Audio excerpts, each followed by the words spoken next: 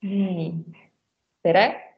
Et meie detsembrikuise insulditeemalise e-vestlusringi pealkiri on dementsus ja insult. Ja ettekandjaks on Tartu Ülikooli Kliinikumi närvikliiniku neuroloog Ülle Linnamägi. Et annangi sõna talle.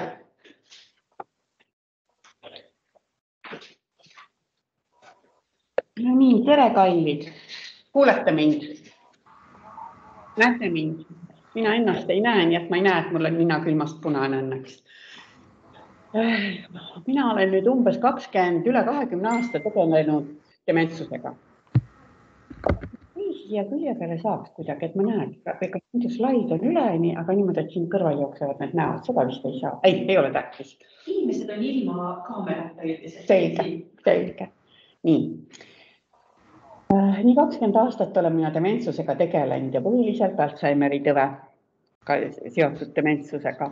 Aga alati peame me tegema vahet, et insuldist ehk vaskulaarset dementsust on ülediagnoositud. Seda me oleme palju vaadanud statistikat Eestis, et väga palju on nagu insuldist ja vaskulaarset dementsust diagnoositud ja Alzheimeri tõve pole üldse mitte nii palju diagnoositud. Aga praegu ma nagu tahangi teile umbes seletada, et kui suur risk on insuldijärgselt dementsuse tekkeks, et see tegelikult ei ole üldse suur. Aga siiski üksikutel juhtudel võib see tekkida. Et ma natuke näitan nüüd meie prognoose lähitulevikuks ja veidi kaugemaks tulevikuks, et kui palju nüüd dementsussündroomi ka patsient ühiskondades olema saab. No, et siin on selle esimese pildikese peal on näha, et kuidas dementsete arv kasvab 50 aastani, et praegu me oleme siin 2020 keskel ja nagu dementsussündroomiga inimeste arv hakkab kasvama. Ja kui võelda sajandi prognoosi, siis siin me jällegi oleme kuskil siin praegu, nii et ka sajandi jooksul see number hakkab aina rohkem ja rohkem kasvama. Aga põhiliselt on siiski, ta ei kasva mitte insuldist tingitud dementsuste arvel. Ja nüüd küllalt palju minu käest küsitakse, et mis on dementsus ja mis on Alzheimer, et kas need ei osata nagu ühte patta panna, et öeldakse, et kas dementsus ja Alzheimer on kaks erinevat asja, et kummu lähedasel nüüd on, kas Alzheimeri tõbi või dementsussündroom. Ja siis ma pean ikka neile selgitama, et mis on nende vahe. Seda ma proovin ka teile nüüd selgeks teha, et kuidas see vahe on. Nii. Aga esialgu, et te saaksite pildi ette, siis mis see dementsussündroomi võib põhjustada väga erinevad haigused. Need on üle 50 vähemalt, tegelikult veel rohkemgi. Aga kõige sagedasemad on ikkagi Alzheimeri tõbi ja vaskulaarsed dementsused. Et jagatakse nagu kahte gruppi, et osad on nagu närvirakkude hävimisest ja ajukoest muutustest tingitud sellised aeglaselt kulgevad protsessid, mis tasapisi viivad siis dementsuse kujunemine, et üks nende esindaja on Alzheimeri tõbi ja siis veel teised, mis siia alla on loetletud ka, mida on harve. Ja vaskulaarset dementsust ehk insuldist tingitud dementsust nimetatakse sekundaarseks dementsuseks. Ja seal samasse gruppi kuuluvad ka kõik erinevad muud teised, et mürgistustest, põletikest tingitud reumaatilistest haigustest, ainevahetuslikult muutustest, et dementsust võib olla väga erinevatel põhjustel. Ja peale seda on ka veel meil kirurgiliselt ravitavad põhjused, mis on siis omaette grupp haigused, kui peapilti teha. Ja siin selle slaidi peal on näha, et tõesti, et Alzheimeri tõbe on kõige sagedasem ja vaskulaarne dementsus moodustab ehk insuldijärgne dementsus on üks vaskulaarsete dementsuse grupi osa, moodustab ainult maksimum 25% dementsustest. Nii et see ei ole üldsegi kindel ähvardav tegur peale insulti. See on ainult osadel harva esineb, kujuneb see. Ja nüüd siis on see, et ma püüan selgeks teile teha, et kuidas see dementsuse diagnoosimine käib, et ei ole kohe näitan, kuidas protsess käib. Kõigepealt hinnatakse, kui närviarst käeb, tal on palve, et palun hinda, kas äkki on seal inimesel dementsus, siis tal peab selgeks tegema, ega ei ole põhisümptomeid, dementsuse põhisümptomeid ja neid on 4 põhisümptomit. On mäluhäire, amneesia ehk mäluhäire, afaasia ehk kõnehäire, apraksia ehk tegutsemisoskuse häire, et vare ei oska seda teha enam, mida varem tegi, ja agnoosia ehk äratundmishäire, et ei tunne enam ära neid isikuid, keda varem on ära tundnud. Ja kui nüüd võtta seda insuldi aspektist, siis on teada, et insult võib põhjustada afaasiat. Kui sul on ikka kõnekeskuses teatud ajupiirkonnas kahjustus insuldist, siis võib kujuneda kõnehäire. Aga ja kui on see kõnehäire, siis võib jääda petlik mulje, et inimene ongi dementne, kuna ta ei pruugi aru saada, mis talle räägitakse ja ta ei oska ennast väljendada. Aga kogu tema ülejäänud ajutegevus võib täiesti normaalselt funktsioneerida, et ainult, ja see on üks koht, mis võib juhtuda, et petab ära. Et inimesel on äkki dementsus, kuigi tegelikult tal on ainult kõnehäire ehk afaasia. Või siis tegutsemisoskuse häire ja samas piirkonnas, kus on kõnekeskus, samas piirkonnas ajus võib olla ka tegutsemisoskuse keskus ja kui inimene, siis see insult tababki just seda piirkonda, kus on nii kõnehäirekeskus, kõnekeskus kui ka tegutsemisoskuse keskus, et ongi 2 sümptomit dementsuse vajalikuks diagnoosimiseks on täidetud ja saabki inimene dementsuse diagnoosi külge. Aga siin tuleb vaadata, seda tuleb ka vaadata teatud nurga alt. Pärast ma natuke räägin, et mis ma tegelikult asjast arvan. No äratundmishäire, see objektide äratundmishäire võib samamoodi tulla sellest, et kui teatud ajupiirkonnas on see insultikene, siis väike või suur, et siis võib mõnikord harva tekkida see, et sa ei tunne inimesi ära. Ja mis arstitöö on, siis kõik vaatab, et kas on, et on 2 põhisümptomit peab olema, mäluhäire ja siis kõne ja tegutsemine on häiritud ja siis järgmine samm on, peab ajus pilti tegema, vereanalüüsi tegema, et välistada, ega ei ole tegemist mõne ravitava dementsusega. Me teeme kõiki täpsete diagnoosikriteeriumite alusel. No ja üks asi on, et nõnda nimetatud kognitiivsed häired, millest me rääkisin, see mälu ja keel ja kõnekasutus ja tegutsemine ja ruumis äraeksimine, et need on kognitiivsed häired, mis dementsusega kaasnevad. Aga mis segavad lähedasi sageli palju rohkem on, kas siis on liiga agiteeritud inimene, hõigub öösel, kõnnib liiga palju edasi-tagasi põhjendamatult või on liiga apaatne, et lamabki voodis ja mitte midagi ei tee või siis on liialt rõõmsameelne. Et need on käitumishäired, mis dementsuse puhul võivad häirivad olla. Ja no siis ka Alzheimeri tõvel on iseloomulikult sageli hallutsinatsioonid ja luulud. Vaskulaarse dementsuse puhul on neid selgelt vähem, et nägemusi ja väärkujutelmi, väärmõtteid, väärnägemusi, need on Alzheimeri tõve puhul iseloomulikud kui teise kõige sagedasema dementsuse vormi puhul. Ja nüüd, keda meid ei paneks muretsema see, et mu mälu on kehvemaks jäänud. Teatud vanusest alates on see päris loomulik, et sa hakkad isegi noored inimesed muretsevad vahel, et mul on vist midagi on viltu, ma pean arsti juurde tulema. Et lähed teise tuppa midagi otsima ja siis avastad, et ma ei mäleta, mida ma sealt otsima lähen või siis teed sahtli lahti, mõtled, mida ma sealt sahtlist võtma hakkasin. Et see on nüüd üks mingi asi, mille pärast kindlasti muretsema ei pea, sellepärast, et see on tähelepanuhäire tavaliselt. Et sa pea on mõttes juba 3. ja 4. tegevusega, mida sa tegema pead, et siis ammugi ei mäleta, et miks ma sinna teise tuppa korraks läksin, et näiteks mobiili võtta või kella vaadata või midagi sellist. Seal on nii palju erinevaid variante. See on tavaliselt siis, kui pea on pulki täis, siis tavaliselt jääb mulje, et see võib olla äkki mäluhäire.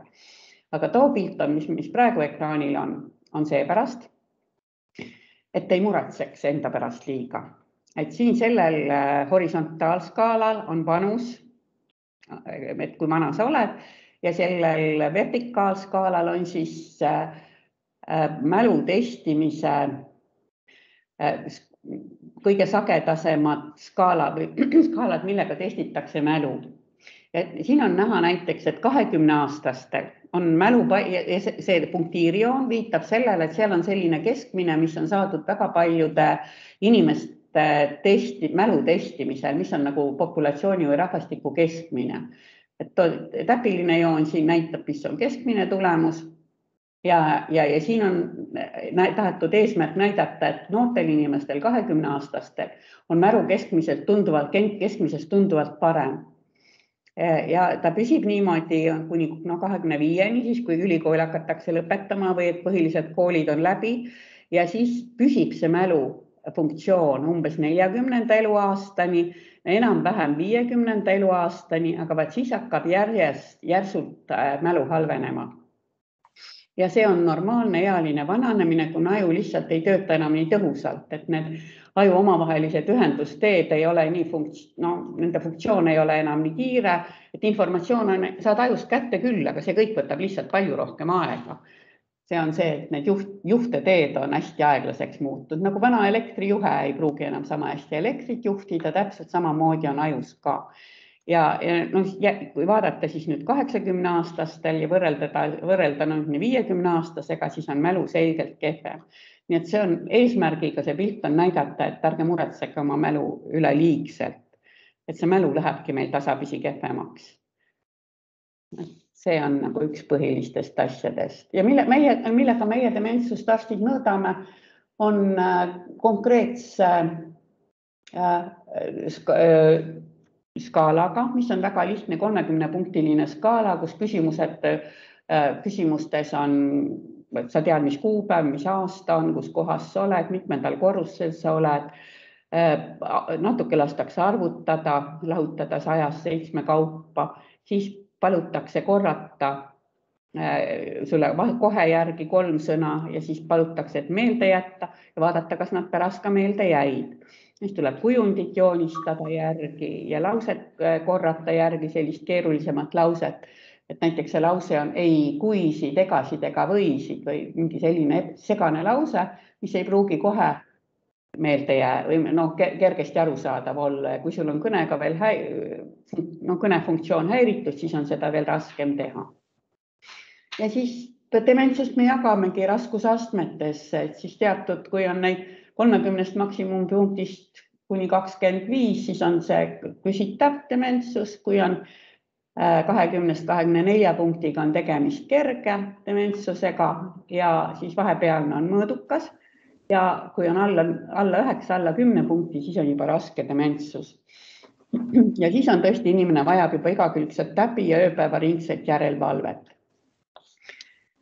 Ja veel teste, millega me testime, et näiteks joonistame ringi ja palume sinna panna, kujutad ette, et see on kella numbrilaud, et joonistatagu kõik numbrid, mis seal kella numbrilaua peal on ja siis panna osutit 10 minutit 11 läbi või siin ma palusin 1:30 veel panna. Ja sellega nad hakkama sageli ei saa, et sellised need kellatestid tulevad. Nii on võimalik ka kella joonistada, nagu siin piltide peal näha on. Ja siis, kui on väga segane juht, siis me saadame ikka päris neuropsühholoogilisele uuringule, kui me ikka veel ei jõua selgusele, et mis tüüpi dementsusega tegemist on. Et kui on kerge või küsitav dementsus ja sinna ma sageli saadan just insultijärgseid, insulti läbipõdenud inimesi neuropsühholoogilisele uuringule, kui on kerge häire, ja neuropsühholoog aitab järje peale saada, et kas tegelikult on, kui tõsine see häire on. Isegi näiteks, kui sul oskab sealt kõnehäire ka patsiendi paremini testida, teeb teistsuguseid teste, kus kõnefunktsioon pole nii oluline ja oskab välja tuua, kas on põhjust, on selline häire juba, mida peaks ravimiga seda mäluhäiret või seda dementsust või on kerge kognitiivne häire. Ja jällegi, et teil lõbusam oleks, näitan, milliseid teste see neuropsühholoog teeb. See on nüüd tõesti, see ei ole kerge test enam, see on juba päris raske test ja see on eesti keeli nimetatakse seda punktid ühendamise testiks ja seda tehakse aja peale ja loetakse üle, et palju inimene vigu teeb. ja no näiteks korraldus antakse, et ühenda number ja tähestiku esimene täht, siis teine number ja tähestiku teine täht. See peaks nii välja nägema, et 1A2 B3 C4D, olgu, ma näen 4D ja nii edasi. Ja siis umbes selliseid teste kasutatakse. Ja kindlasti on see ajupilt tuleb kasuks, et ilma ajupildita ei tohiks kindlasti, kui tundub, et mälu on su lähedasel halvenenud ja kuigi insult on juba ammu läbi põetud näiteks, aga nüüd korraga on mälu äkki halvaks läinud, siis kindlasti tasub, peaks pöörduma arsti poole, et saaks teha peapildi, et siin näiteks ühe pildi peal on suur ajukestade vaheline verevalum kujunenud väikse trauma järgselt. See trauma võib olla isegi nii väike, et see lihtsalt autosse istud, lööd pea vastu seda auto ülemist serva ära, ukseserva ära või lähed keldrisse, lööd selle madal uksepiid, mis on madal uksepiida vastu lööd pea ära või kapi ukse vastu lööd pea ära ja väike trauma, aga vanainimese veresooned on nii haprad, et võib kujuneda verevalum. See võib veelduda ja siis mingi hetke mulje, et on see, et ennem oli veel peale insulti, et enam-vähem hea mälu, aga nüüd hakkab eriti halvaks minema, siis kindlasti peab pildi tegema. Või siis teine asi, et näiteks siin on, kui on olnud mingi ütleme, et mitte lihtsalt on olnud hemorraagiline insult, et peas on ka mingit vähest verelisandit olnud insuldi järgselt, siis see võib panna kõik need peast vedeliku äravoolu torud kõik selle ära ummistada ja kujuneb vesipea. Ja siis lähevad ajuvatsakesed nii suureks ja suruvad ajukoele peale. Ja siis jällegi ajukude ei funktsioneeri enam piisavalt hästi ja siis sellisel juhul muutub kõnnak töntsakaks ja aeglaseks ja tekib kusepidamatus. Et jällegi, kui midagi on, insult on küll varasemalt läbi põetud, aga kui mingi uus sümptomaatika korraga lisandub, tasub kindlasti pöörduda arsti poole mõttega, et nüüd on midagi uut, tuleks teha uuesti ajust pilt ja vaadata, et ega ei ole kujunenud mingit uut haigust. Et see on mõistlik. Aga kuidas ma ütlen, et võib-olla ma kasutan sõna vaskulaarsed dementsused rohkem kui insuldist tingitud dementsus, et tegelikult see vaskulaarne dementsus ongi insuldist tingitud dementsus või insuldilaadsetest episoodidest tingitud dementsus. Ja vaskulaarset dementsust saab diagnoosida siis, kui esineb ka neuroloogiline defitsiit. Et kui sul on tõesti ka mingi väikest halvatust, kui on nägu viltu natukene, keel viltu, tundlikkushäire keha poole, seda te teate, mis see neuroloogiline defitsiit ennast kujutab. Ja ka siis, kui on progresseerumine atakkidena, et on sul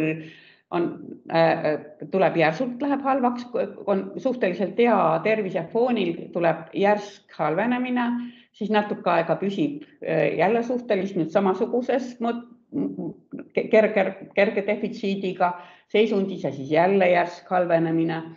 Et see viitab, et on võimalik, et äkki on tegemist siiski insuldist tingitud dementsusega.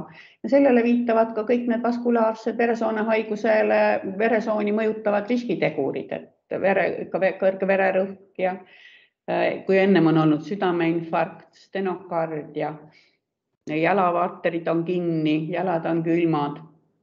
Et kõik see viitab, et tegemist võiks olla vaskulaarse dementsusega. Ja nüüd, kuidas te oma lähedase puhul, kes on insuldi läppi teinud, et saaksite või kui te ise tunnete, et need, kes, ma täpselt ei tea ju, kes mind kõik kuulavad, aga sellepärast, kui on kas kõige lähedased, siis saate oma lähedasele teha,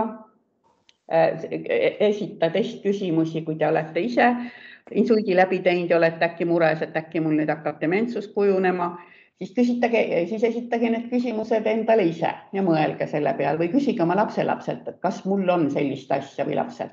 Et kas ma kordan pidevalt sama küsimust, kas ma kipun eksima tuttavas või võõras kohas, kas ma saan enam keerulisemate tegevuste hakkama, et mis see meie tingimustes on, et põhiliselt naistel on ikka see söögi tegemine, et kas ta teeb.